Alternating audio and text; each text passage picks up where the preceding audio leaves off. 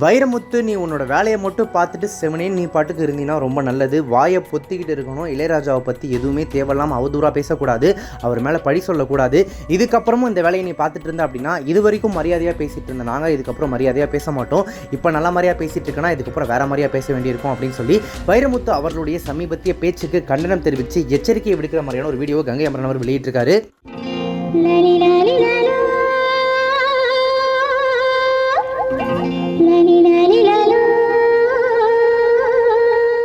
அன்னைக்கிலில் ஆரம்பித்து இளையராஜா அவர்கள் தமிழ் சினிமாவில் இப்போ வரைக்கும் ராஜா தான் அப்படின்னு சொல்லக்கூடிய அளவுக்கு கொடி கட்டி பறந்துட்டு இருக்காரு.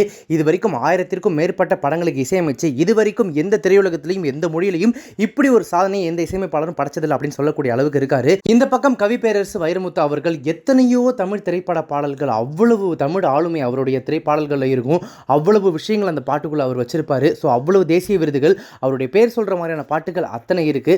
இப்படி தமிழ் சினிமாவினுடைய பெரிய ஆளுமைகள் இரண்டு பெரிய தூண்களா லெஜெண்ட்ஸா இருக்கக்கூடிய இளையராஜா மற்றும் வைரமுத்து, இவங்க ரெண்டு பேருமே நிழல்கள் அப்படின்னு சொல்லிட்டு பாரதி ராஜாவோட இயக்கத்தில் வெளிவந்த அந்த திரைப்படத்தில் இருக்கக்கூடிய இது ஒரு பொன்மாலை பொழுது அப்படின்ற திரைப்படத்தில் அந்த பாட்டுலாம் முதல் முறையா இணைஞ்சாங்க. இது ஒரு பொன்மாலை பொழுது,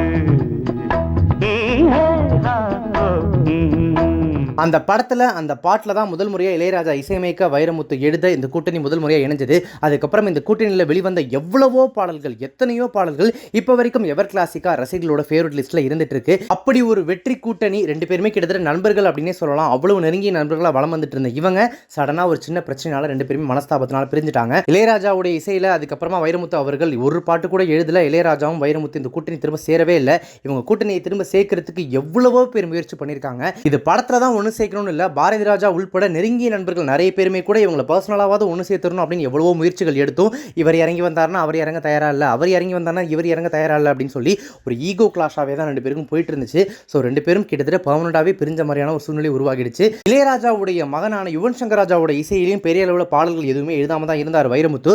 தர்மதுரை அப்படின்ற திரைப்படத்தில் தான் முதல் முறையாக யுவன் சங்கர் ராஜா இசையில் வைரமுத்து பாடல்கள் எழுதியிருந்தாரு. அதில் எந்த பக்கம் அப்படின்ற அந்த பாட்டுக்கு நேஷனல் அவார்டும் வாங்கியிருந்தார் வைரமுத்து. சரி, ஓகே, ஏதோ ஓரளவு சமாதானம் ஆயிட்டாங்க போல குடும்பத்துக்குள்ள அப்படின்னு நம்ம யோசிச்சா இல்லை. அதுக்கப்புறமும் இளையராஜா வைரமுத்து பிரச்சனை தீரவே இல்லை. அவங்க ரெண்டு பேரும் ஒன்று சேரவே இல்லை. சரின்னு கொஞ்ச நாளாக ஆறி போயிருந்த இந்த பிரச்சனை ஏன் இப்போ மறுபடியும் கொண்டு விட்டு எரிய ஆரம்பிக்குது அப்படின்னு கேட்டிங்கன்னா, இளையராஜா அவர்கள் தன்னுடைய பாடல்களை யாருமே தன்னை கேட்காம பயன்படுத்தக்கூடாது, அதுக்கோட காப்பிரைட்ஸ், அதோட காப்புரிமை எனக்கு வேணும், எனக்கு அவங்க பே பண்ணால் மட்டும்தான், அதாவது அந்த பாட்டை அவங்க கேட்கறதுக்கான தொகையை எனக்கு செலுத்தினா மட்டும்தான் அவங்க அந்த பாட்டை கேட்குற மாதிரி இருக்கணும். அப்படி இல்லை அப்படின்னா என்னுடைய பாட்டை என்னோட அனுமதி இல்லாமல் யாருமே பயன்படுத்தக்கூடாது, ஏன் மேடைகளில் அந்த பாட்டை பாடின பாடகர் கூட பயன்படுத்தக்கூடாது அப்படின்னு சொல்லிட்டு கோர்ட்டில் வழக்கு தொடுத்திருந்தாரு. இதனால தான் எஸ்பிபி அவர்களுக்கும் இளையராஜா அவர்களுக்கும் இடையில கூட பிரச்சனை வந்துருந்துச்சு. ஏன்னா எஸ்பிபி அவர்கள் ஸ்டேஜில் கேட்காம இளையராஜா பாடல்கள்லாம் பாடுறாரு அப்படின்றதுனால தான் இளையராஜா அதை கேட்க போய் ஒரு நட்புக்குள்ளே இது கூட இருக்கக்கூடாது அப்படின்னு எஸ்பிபி அதுக்கு கோச்சுக்க ஆரம்பிச்சு, எஸ்பிபி அவர்களுடைய மறைவு வரைக்குமே கூட இந்த பிரச்சனை, இந்த சண்டை தீராமல் இருந்தது தான் இதில் பெருந்துயரம். ஸோ கடைசி நேரத்தில் இளையராஜா அவர்கள் எஸ்பிபிக்காக வீடியோலாம் வெளியிட்டிருந்தாலும் கூட உயிரோடு இருந்த அந்த சமயத்தில் ரெண்டு பேருமே பிரிஞ்சதுக்கு இது ஒரு மிகப்பெரிய காரணமாக இருந்துச்சு. இளையராஜா அவர்கள்கிட்டேருந்து பெரும்பாலானோர் பிரிஞ்சு போனதுக்கு இது ஒரு முக்கிய காரணமாக சொல்லப்படுது.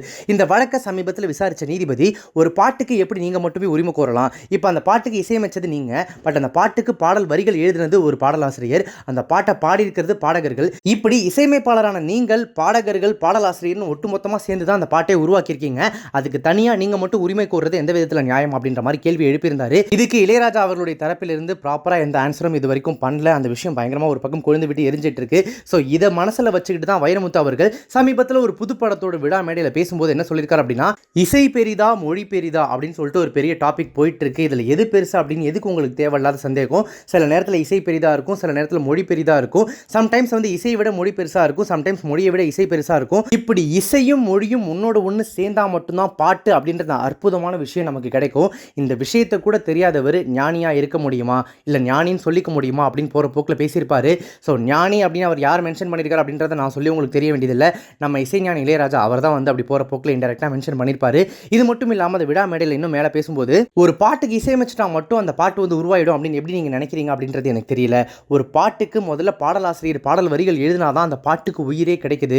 வரிகள் இல்லாமல் உங்களால் பாட்டை யோசிக்க முடியுமா? இப்போ நீங்கள் மியூசிக்காக வாயில் போட்டு இது என்ன பாட்டுன்னு கேட்குறீங்கன்னா எத்தனை பேரால் அதை கண்டுபிடிக்க முடியும்? ஸோ அந்த பாட்டுக்கு வரிகள் வரும்போது தான் அந்த பாட்டுக்கான அர்த்தமே கிடைக்குது. இவ்வளவு ஏன் போகிறீங்க? அந்த பாட்டுக்கு முதல்ல யார் பெயர் வைக்கிறாங்க? இப்போ இது ஒரு பொன்மாலை பொழுது பாட்டாக இருக்கட்டும், இல்லை சின்ன சின்ன ஆசையாக இருக்கட்டும், இப்படி அந்த பாட்டுக்கு நாங்கள் எழுதுகிற வரிகள் மூலமாக தான் அந்த பாட்டுக்கு பெயரே கிடைக்குது. இப்போ ஒரு குழந்தைக்கு நீங்கள் பேர் வைக்கிறீங்க அப்படின்னா பேர் வச்சாதானே அந்த குழந்தையை கூப்பிட முடியும், பேர் வச்சாதானே அந்த குழந்தைக்கு ஒரு ஐடென்டிட்டி கிடைக்கும். அப்படி இல்லைனா அந்த குழந்தைய நீங்கள் என்னன்னு சொல்லி கூப்பிடுவீங்க? கடைசி வரைக்கும் அந்த குழந்தை அடையாளமே இல்லாமல் போயிடும்ல. அப்படி பார்க்கும்போது பாட்டுக்கு அடையாளமாக இருக்கிறதே பாடல் வரிகள் தான். ஸோ பாடல் வரிகள் இல்லாமல் இசை மட்டும் இருந்து அங்கே எந்த யூஸுமே கிடையாது. அதுக்காக இசையை நான் கம்மியாக சொல்லல, பாட்டோட வரிகளை மெருகேற்றுறது, பாட்டோட வரிகளை இன்னும் மேன்மையாக கொண்டு போய் மக்கள்கிட்ட சேர்க்கிறது, இதெல்லாம் தான் ஒரு சிறந்த இசை. இப்படி இது ரெண்டுமே ஒன்னோட ஒன்று கலந்துருக்கு அப்படின்ற மாதிரி பேசியிருப்பார் அந்த மேடையில். அவர் பேசி முடிச்சு ஒரு சில நாட்கள் இருக்கும், பட் மறுபடியும் தேவையில்லாமல் இளையராஜாவை சீண்டி வைரமுத்து பேசியிருக்காரு அப்படின்ற ரீதியில் இந்த விஷயம் சோஷியல் மீடியா ஃபுல்லாக பயங்கர வைரலாக போயிட்டு இருந்துச்சு.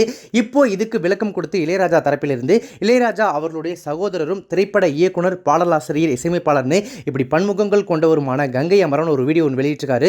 அந்த வீடியோவில் அவர் என்ன பேசியிருக்காரு அப்படின்னா, உட்காந்த சேரையே எட்டி உதைக்கிற மாதிரி, ஏறி வந்த ஏணிப்படியை கொஞ்சம் கூட யோசிக்காம தள்ளி விடுற மாதிரி, எங்களால் வளர்ந்த நாங்கள் தூக்கி விட்ட ஒருத்தர் இன்னைக்கு எங்களையே தாக்கி இழிவாக பேசுகிற விஷயம் நடந்துட்டு இருக்கு. வைரமுத்து பேசினதை பற்றி தான் சொல்கிறேன். வைரமுத்து அவர்களே, இளையராஜா அவர்கள் தான் உங்களுக்கு வாழ்க்கையே கொடுத்தாங்க. அவங்க இல்லைனா இன்றைக்கி நீங்கள் இருக்கிற இடமும் சரி, சம்பாதிக்கிற சம்பாத்தியமும் சரி இருக்காது. அந்த நன்றியுணர்வு கொஞ்சம் கூட இல்லாமல், அதை பற்றி கொஞ்சம் கூட யோசிக்காமல், எப்படி உங்களை வளர்த்து விட்ட, உங்களுக்கு வாழ்க்கை கொடுத்த ஒருத்தரை பற்றி இவ்வளோ கேவலமாக உங்களால் பேச முடியுது? நான் ஒரு விஷயம் கேட்குறேன். நிழல்கள் அப்படின்ற பாரதி ராஜாவோட இயக்கத்தில் ஒரு திரைப்படம் உருவாகிட்டு இருந்துச்சு. 80s இளையராஜா அவர்கள் கொடி கட்டி பறந்த காலம் அது. அவருடைய இசை இல்லாமல் ஒரு படத்தை நினச்சே பார்க்க முடியாது, அவருடைய இசை இல்லாமல் ஒரு பாட்டு வெளியே வராது. அப்படி ஒரு காலகட்டத்தில் இளையராஜா அவர்கள் நிழல்கள் திரைப்படத்துக்கு இசையமைச்சிட்டு இருந்த நேரத்தில் பாரதி ராஜா வைரமுத்துவை கூட்டு வந்துட்டு, புது பையன் நல்லாவே பாட்டு எழுதுவான், ஒரு வாய்ப்பு கொடுக்கலாம் அப்படின்னு சொன்னப்போ, இளையராஜா அவர்களுடைய இசையில் முதல் முறையாக நீங்கள் இது ஒரு பொன்மாலை பொழுது அப்படின்ற பாட்டு எழுதியிருந்தீங்க. அந்த பாட்டை கேட்டுட்டு இளையராஜா அவர்கள், எனக்கு இந்த வரிகள் செட் ஆகலை, இந்த பாட்டுக்கு இந்த லைன்ஸ்லாம் ப்ராப்பராக உட்காரல, எனக்கு இந்த வரிகள் பிடிக்கல அப்படின்னு ஒரு வார்த்தை சொல்லியிருந்தாருன்னா, உங்களை அன்னைக்கு நிராகரிச்சிருந்தார் அப்படின்னா, இன்னைக்கு தனக்கு தானே கவி பேரரசுன்னு சொல்லிக்கக்கூடிய, தன்னுடைய பெருமைகளை தானே தம்பட்டம் அடிச்சுக்கக்கூடிய ஒரு கவிஞர் தமிழ் சினிமாவில் உருவாகி இருப்பாரா? அதற்கான ஒரு வாய்ப்பு இருந்திருக்குமா? அப்படி ஒரு வாய்ப்பை உங்களுக்கு ஏற்படுத்தி கொடுத்தது யார்? இளையராஜா. அன்னைக்கு நீங்கள் தமிழ் சினிமாவுக்கு புதுசு அப்படின்னாலுமே கூட கொஞ்சம் கூட எதை பற்றியுமே யோசிக்காம பெருந்தன்மையோட நீங்கள் எழுதின பாடல் வரிகள் உண்மையாகவே ரொம்ப அற்புதமாக இருந்துச்சுன்னு உங்களை பாராட்டி அப்படி ஒரு வாய்ப்பை கொடுத்து, அந்த ஒரு பாட்டு மட்டும் இல்லை, அதுக்கப்புறம் இவங்களோட கூட்டணியில் எவ்வளவோ பாட்டு, இளையராஜா அவர்களுடைய இசையில் வைரமுத்து அவர்கள் எவ்வளவோ பாடல்கள் எழுதியிருக்காங்க. பட் அப்படி ஒரு வாய்ப்பை ஏற்படுத்தி கொடுத்தது, அதுக்கப்புறம் அடுத்தடுத்த வாய்ப்பை கொடுத்தது யார்? இளையராஜா அவர்கள். அந்த பாட்டுக்கு அப்புறமா அடுத்தடுத்து ப்ரொடியூசர்ஸாக இருக்கட்டும், இயக்குநர்களாக இருக்கட்டும், வைரமுத்து அவர்களோட பாடல் வரிகளை எழுதலாம் அப்படின்னு கேட்கும்போது இளையராஜா அவர்கள் இல்லை அவரை என் பாட்டுக்கு எழுத சொல்லாதீங்க அப்படின்னு சொல்லியிருந்தார் அப்படின்னா, வைரமுத்து அதுக்கப்புறம் கூட வளர்ந்துருக்க முடியுமா? இப்படி நீங்கள் ஏறி வந்த ஏணிப்படியாக இளையராஜா அவர்கள் உங்களோட வாழ்க்கையில் இருந்திருக்காரு. அவர் தான் உங்களை இந்த லெவலுக்கே தூக்கி விட்டுருக்காரு அப்படின்னு சொல்லலாம்.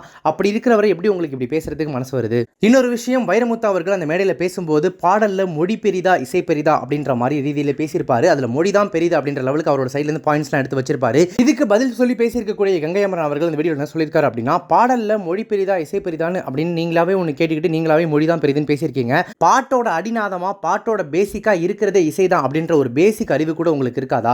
ஒரு சில பாடல்களுக்கு மட்டும்தான் நீங்க வரிகள் எழுதுனதுக்கு அப்புறமா இளையராஜா அவர்கள் மியூசிக் போட்டிருக்காரு. பட் பெரும்பாலான பாடல்கள்ல அவர் இசையமைச்சதுக்கு அப்புறமா தான் நீங்க பாடல் வரிகளே எழுதுறீங்க. இதற்கு பல பாடல்களை அந்த வீடியோல பாடல்களா பாடி உதாரணம் சொல்லியிருக்கக்கூடிய கங்கை அமரன் அவர்கள், இந்த பாடல்கள் எல்லாம் வைரமுத்து அவர்களே, உங்களுடைய பாடல் வரிகள் இவ்வளோ அழகா ரசிகர்கள் கிட்ட போய் சேர்ந்துச்சு அப்படின்னா, அதுக்கு அந்த இசை அமைப்பு, அந்த இசை நெளிவு அதெல்லாம் இருந்ததுனால தான் போய் ரசிகர்கள் மனசுல இப்போ வரைக்கும் அப்படி ஸ்ட்ராங்கா நிக்குது. நான் உங்கள்கிட்ட ஒரு பந்தயம் ஒன்று கட்டுறேன். என்ன அப்படின்னா, இப்போ இளையராஜா ஃபீல்ட் அவுட் ஆயிட்டாரு, இப்போ அவருடைய பாடல்கள்லாம் பெரிய அளவில் யாரும் கேட்கறது இல்லை அப்படின்னு நீங்கள் சொல்கிறீங்க. ஆனால் யூடியூப்ல இப்போ வரைக்கும் போயிட்டு பாருங்க, இளையராஜாவுடைய பாடல்கள் தான் இரவு நேரமானா வாகனம் ஓட்டுறவங்களா இருக்கட்டும், தூங்காமல் இருக்கிறவங்களா இருக்கட்டும், டெய்லி யூடியூப்ல இளையராஜாவுடைய பாடல்கள் தான் ஓடிக்கிட்டே இருக்குது. அந்தளவுக்கு இசை ஞானியா, இசையோட தெய்வமாக இளையராஜா அவர்கள் இருந்துட்டு இருக்காரு. சரி, ஓகே, இளையராஜா அவர்களுக்கு நீங்கள் எழுதின பாடல் வரிகள் இருக்கு இல்லையா, அந்த வரிகளை அப்படியே எடுத்து அதே சிச்சுவேஷனுக்கு வேற ஒரு இசையமைப்பாளரை இசையமைக்க சொல்லி அந்த இசைக்கு உங்களுடைய பாடல் வரிகளை எழுதுங்க. அந்த பாட்டு அளவுக்கு இந்த பாட்டும் மக்கள் மத்தியில் போய் சேர்ந்துச்சு, ரீச் ஆச்சு, ஹிட் ஆச்சு அப்படின்னா, அப்போ நீங்கள் சொல்கிற மாதிரி பாடலுக்கு மொழி தான் பெரிது அப்படின்றத நாங்கள் ஒத்துக்கிறோம். ஆனால் ஆகாதுன்றது உங்களுக்கே தெரியும். ஏன்னா இசைஞானி அவர்களுடைய இசை கடவுளால் அவருக்கு அருளப்பட்டது, கடவுளால் அவர் மூலமாக மக்களுக்கு கொடுக்கப்பட்டது. அப்படி ஒரு இசையில் உங்களுடைய வரிகள் போய் உட்கார்ந்ததுனால தான் மக்கள்கிட்ட போய் சேர்ந்திருக்கு. அப்படி சொல்கிற மாதிரி பார்த்தா உங்களுடைய வரிகள் இல்லாத இளையராஜாவுடைய பாடல்கள் எதுவுமே ஹிட் ஆகலையா? எவ்வளோ பேர் பாட்டு எழுதியிருக்காங்க, நான் பாட்டு எழுதியிருக்கேன் இளையராஜா அவர்களுக்கு. அந்த பாட்டு எல்லாமே ரசிகர்கள் மத்தியில் இப்போ வரைக்கும் எவர் கிளாசிக்காக இருந்துட்டு தானே இருக்கு. அப்படி பார்க்கும்போது எப்படி என்னுடைய மொழிகளால், என்னுடைய வார்த்தைகளால் மட்டும்தான் அந்த பாட்டு ஹிட் ஆச்சு, அந்த இசை இல்லாமல் அந்த பாட்டை நினச்சே பார்க்க முடியாது அப்படிங்கிறப்போ, உங்களுடைய மொழி தான் அந்த பாட்டுக்கே பேஸ் அப்படின்னு நீங்கள் எப்படி சொல்லலாம்? அந்த பாட்டுடைய அடிநாதமாக இருக்கக்கூடியது இசை. அந்த இசை பேஸாக இருந்துச்சுன்னா மட்டும்தான் அது மேலே நீங்கள் வரிகள் அப்படின்ற வீட்டை கட்ட முடியும், அந்த வீட்டில் போயிட்டு ரசிகர்கள் வாழ முடியும். அப்படி இல்லை அப்படின்னா வெறும் வரிகளை வச்சுட்டு ஒன்றுமே பண்ண முடியாது. நீங்கள் எவ்வளவோ கவிதை தொகுப்புகள் எழுதியிருக்கீங்க, எவ்வளவோ கவிதைகள், கட்டுரைகள், ஏன் கதைகள்லாம் கூட எழுதி புத்தகங்கள்லாம் வெளியிட்டிருக்கீங்க. அந்த புத்தகங்கள் வழியாலாம் வைரமுத்து ஒன்றும் பிரபலமாக இல்லையே. சினிமாவில் பாட்டு எழுதுனதன் மூலமாக தானே பிரபலம் ஆயிருக்காரு. அப்போ அந்த பாட்டு எழுதணும்னா அதுக்கு இசை வேணும் இல்லையா? அந்த இசை மூலமாக தான் உங்களுடைய பாடல் வரிகளே வெளில வந்திருக்கு அப்படின்றப்போ இதெல்லாம் எதையுமே கருத்தில் எடுத்துக்காம கொஞ்சம் கூட அறிவே இல்லாமல் பாடலோட வரிகள் மட்டும்தான் முக்கியம் அப்படின்ற ரீதியில் நீங்கள் பேசியிருக்கீங்க. மன்னிக்கவே முடியாதது. இளையராஜா அவர்கள் இதுக்கெல்லாம் ரியாக்டே பண்ண மாட்டார். ஏன்னா அவர் இதெல்லாம் பெருசாக கண்டுக்கக்கூடியவரே கிடையாது. அவருக்கு அடுத்தடுத்து நிறைய வேலைகள் இருக்குது. அமெரிக்காவில் சிம்பொனிக்கு அவர் இசையமைச்சிட்டு இருக்காரு. அந்த சிம்பொனிக்கான இசையை எழுதுகிற வேலைகளில் தான் அவர் கடந்த சில நாட்களாக இருக்காரு. அதனாலேயே அவரை யாரும் பெருசாக தொந்தரவு பண்ணுறதில்ல. அவருடைய இசை எந்த அளவுக்கு இன்னும் அடுத்த பரிமாணத்துக்கு போகுது. உலக அளவில் 8ஆம் இடத்துல இருக்கக்கூடிய அவர் இந்த அமெரிக்கா சிம்பொனி எழுதி முடிச்சதுக்கு அப்புறமா கண்டிப்பாக 5வது இடத்துக்கு வந்துடுவார். அப்படி ஒரு இடத்துக்கு போயிட்டு இருக்கிறவர் பற்றி இப்படி மேடையில் அநாகரிகமாக பேசுறது கொஞ்சம் கூட சரியே கிடையாது. உங்களுக்கு மன வருத்தங்கள் இருக்கலாம், எங்களுக்கு கூட இருந்துச்சு. ஆரம்ப கட்டங்களில் இளையராஜாவுடைய ஒரு சில பாடல்களில் நீங்களே எழுதியிருக்கலாம், சரி இவங்க 2 பேர் கூட்டணி மறுபடியும் சேர்ந்தா நல்லா இருக்குமே அப்படின்னு சொல்லி நான் கூட போய் இளையராஜா அவர்கள்கிட்ட பேசியிருக்கேன். அப்போ அவர் வேணாம் அப்படின்னு சொல்லி அதுலேருந்து விலகி போனார். அவர் விலகி போனதுக்கான காரணம் நாளுக்கு நாள் உங்களுடைய சுயரூபம் தெரியும் போது தான் எனக்கே தெரிய வருது. உங்களுக்கு கண்டிப்பாக வருத்தங்கள் இருக்கலாம், இளையராஜாவுடைய பாடல்களை நம்மளால் வரிகள் எழுத முடியலையே அப்படின்னு சொல்லிட்டு. ஏன்னா இப்போ உங்களுக்கு பாட்டும் பெருசாக இல்லை, நீங்கள் ஃப்ரீயாக தான் இருக்கீங்க. அதனால தான் இந்த மாதிரி மேடைக்கு மேடை ஏறி தேவையில்லாத பேசிகிட்டு இருக்கீங்க. அது நீங்களாம் உங்களுடைய நட்பை உங்களுடைய மரியாதையை கெடுத்துக்கிட்டு தான் இந்த கூட்டணியிலேருந்து விலகி போனீங்க. அதுக்கு யாருமே ஒன்றுமே பண்ண முடியாது. அட்லீஸ்ட் விலகி போன நீங்கள் இப்போயாவது உங்களுடைய வேலையை பார்த்துக்கிட்டு உங்களுடைய விஷயங்களை செஞ்சுக்கிட்டு இருந்தீங்கன்னா சரியாக இருக்கும். இப்போ கூட தேவையில்லாமல் கண்டதையும் பேசி தேவையில்லாதவங்களை வம்பெடுத்துக்கிட்டு இளையராஜா அவர்கள் எந்த அளவுக்கு தமிழ் மக்களுக்கு இசை கடவுளாக இருந்துட்டு இருக்காரு அப்படின்றதெல்லாம் உங்களுக்கே நல்லா தெரியும். இருந்தாலும் அவர் வாலண்டியராக வந்து வம்பெடுத்து அதன் மூலமாக பிரபலம் அடையணும், லைம் லைட்டுக்கு வரணும் அப்படின்னு ட்ரை பண்ணிட்டு இருக்கீங்க. நடக்கவே நடக்காது. அவர் அதெல்லாம் கண்டுக்கவே மாட்டார், மதிக்கவே மாட்டார். அவருக்கு அடுத்தடுத்து பெரிய பெரிய வேலைகள் நிறைய இருக்குது. நான் சொன்ன மாதிரி வைரமுத்து அவர்களே, கடைசியாக நான் ஒன்று சொல்லிக்கிறேன். உங்களுடைய பாடல் வரிகளையோ உங்களுடைய திறமையையோ நான் வந்து இங்கே இழிவாக பேசலை. அது எந்த காலத்துலையுமே நான் குறை சொல்லலை. உண்மையாகவே நல்ல திறமை இருக்கக்கூடிய ஒரு நல்ல கலைஞன் தான் நீங்கள். உங்களுடைய பாடல் வரிகள் எவ்வளவோ நல்ல பாடல்கள் நீங்கள் எழுதியிருக்கீங்க. பட் இருந்தாலுமே கூட கண்ணதாசன், வாலி அவர்கள் எழுதாத பாடல்களா? அவங்க என்னைக்காவது எந்த மேடையிலையாவது ஏறி இந்த பாருங்க நான் இப்படி ஒரு பாட்டு எழுதியிருக்கேன், என்னுடைய பாட்டில் இப்படி ஒரு வரி இருக்குது, என் அளவுக்கு இது யாராவது எது முடியுமா அப்படின்னு சொல்லி பெருமை பேசியிருக்காங்களா? தம்பட்டம் அடிச்சிருக்காங்களா? வாலி ஐயா அவர்கள்லாம் மற்ற பாடலாசிரியர்களோட பாடல்களை கேட்டுட்டு அவங்களை கூப்பிட்டு பாராட்டக்கூடிய அளவுக்கு பெருந்தன்மையான பெரிய மனசு உடையவர். ஆனால் நீங்கள் இப்போ என்ன பண்ணிட்டு இருக்கீங்க? நீங்களே மேடைக்கு மேடை ஏறி உங்களுடைய பாடல்களை நீங்களே சிலாகிச்சு நீங்களே பெருமையாக பேசி இப்படி ஒரு பாடல் வரியை நான் எழுதியிருக்கேன், இதை யாராலையாவது எழுத முடியுமா அப்படின்ற ரீதியில் பேசிகிட்டு இருக்கீங்க. இது ஒரு நல்ல கலைஞனுக்கு அழகே கிடையாது. கலைஞனுக்கு ஆணவம் இருக்கக்கூடாது. அது உங்களுக்கு இருந்தாலும் கூட பரவாயில்ல, உங்களை பற்றி நீங்கள் பெருமையாக பேசிக்கோங்க. அதுக்கு ஏன் மற்றவங்களை இழிவுபடுத்துறீங்க? அதுவும் இளையராஜா மாதிரியான ஒரு இசை ஞானியை, ஒரு இசை கடவுளை எப்படி உங்களால் இழிவாக பேச முடியுது? இதுக்கப்புறம் அதை பேசாதீங்க. உங்களுக்குன்னு குடும்பம் இருக்குது, வேலை இருக்குது, உங்களுடைய குழந்தைகளை நல்லா அறிவாக வளர்த்துருக்கீங்க. உங்களுடைய குழந்தைகள் உங்களை விட ரொம்ப அறிவாக இருக்காங்க. உண்மையாகவே சொல்லணும்னா அந்தளவுக்கு அவங்க வந்து வளர்க்கப்பட்டிருக்காங்க. ஸோ அவங்கள பார்த்தாவது கற்றுக்கோங்க. இதுக்கப்புறமாவது உங்கள் வேலையை நீங்கள் பார்த்துட்டு இருங்க. இதுக்கப்புறம் தேவையில்லாமல் எங்கேயாவது இளையராஜாவை பற்றி பேசிகிட்டு இல்லாமல் உங்களோட வாயை பொத்திக்கிட்டு உங்களுடைய வேலையை நீங்கள் பார்த்துட்டு இருந்தீங்கன்னா நல்லாயிருக்கும். அப்படி இல்லை அப்படின்னா இது வரைக்கும் மரியாதையாக பேசிகிட்டு இருந்தேன், நாங்கள் இதுக்கப்புறமும் மரியாதையாக பேசுவோம்னு எதிர்பார்க்காதீங்க. இப்போ நல்ல மாதிரி பேசி இந்த வீடியோ வெளியிட்டிருக்கிறேன். நான் இதுக்கப்புறம் நல்ல மாதிரி பேச மாட்டேன்.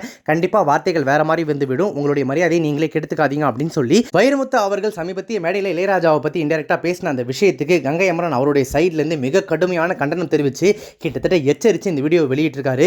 இப்போ இந்த வீடியோ சோஷியல் மீடியாவில் அதிகமாக பகிரப்பட்டு வந்துட்டு இருக்கு. ஸோ கிட்டத்தட்ட திருச்சண்டை மாதிரி ஆகிடுச்சு இந்த இளையராஜா வைரமுத்து அவருடைய இந்த சண்டை. ஸோ கங்கை அமரன் சைட்லேருந்து அவர் ஒரு வீடியோ ஒன்று வெளியிட்டிருக்காரு. அந்த வீடியோவோட எண்டில் சொல்லும்போது வைரமுத்து அவர்கள் இந்த வீடியோவுக்கு பதில் சொல்லணும்னு கூட அவசியம் இல்லை, நான் சொல்லணும்னு எதிர்பார்க்கவும் இல்லை. இதை பார்த்து அட்லீஸ்ட் புரிஞ்சுக்கிட்டு இதுக்கப்புறம் வாயை பொத்திக்கிட்டு இருந்தாரா நல்லது அப்படின்ற ரீதியில் சொல்லியிருக்காரு. வைரமுத்து அவர்கள் இதுக்கு வாய மூடிட்டு இருப்பாரா அல்லது அவர் சைட்லேருந்து இதுக்கு ஏதாவது பதிலடி கொடுப்பாரா அப்படின்றத பொறுத்து இருந்தால் பார்க்கணும். தமிழ் சினிமாவினுடைய 2 பெரிய லெஜெண்ட்ஸ், 2 பெரிய ஆளுமைகள் இந்த மாதிரி மன வருத்தத்தில் பிரிஞ்சு ஒருத்தருக்கு ஒருத்தர் அதுவும் பொது மேடைகளில் பொது வெளியில் அடிச்சுக்கிறது பார்க்குறதுக்கு நல்லா இல்லை. இப்படி பண்ணுறது கிட்டத்தட்ட அவங்களுடைய அந்த பெருமையை அவங்களே கெடுத்துக்கிற மாதிரி வேற இருக்குது. தயவு செஞ்சு இவங்களை யாராவது சமாதானப்படுத்தி சேர்த்தி வைங்க. அப்படி இல்லைனா கூட தயவு செஞ்சு ஒருத்தருக்கு ஒருத்தர் அமைதியாக இருக்க சொல்லுங்க அப்படின்றது தான் ரசிகர்களோட மிகப்பெரிய எதிர்பார்ப்பாகவும் வேண்டுகோளாகவும் இப்போ இருக்குது. இந்த விஷயத்தை பற்றின உங்களுடைய கருத்துக்கள் என்ன அப்படின்றத கமெண்ட்ஸில் மென்ஷன் பண்ணுங்கள். இப்போ இந்த வீடியோ உங்களுக்கு ரொம்ப பிடிச்சிருந்துச்சுன்னா லைக் பண்ணுங்கள், ஷேர் பண்ணுங்கள். நம்ம சேனல் இது வரைக்கும் சப்ஸ்கிரைப் பண்ணாதவங்க யாராவது வீடியோ பார்த்துருந்தீங்கன்னா மறக்காம உடனே இப்போவே நம்ம சேனலுக்கு சப்ஸ்கிரைப் பண்ணிட்டு பக்கத்தில் நோட்டிஃபிகேஷன் பட்டன் மறக்காம டிங் நினைத்துருங்க.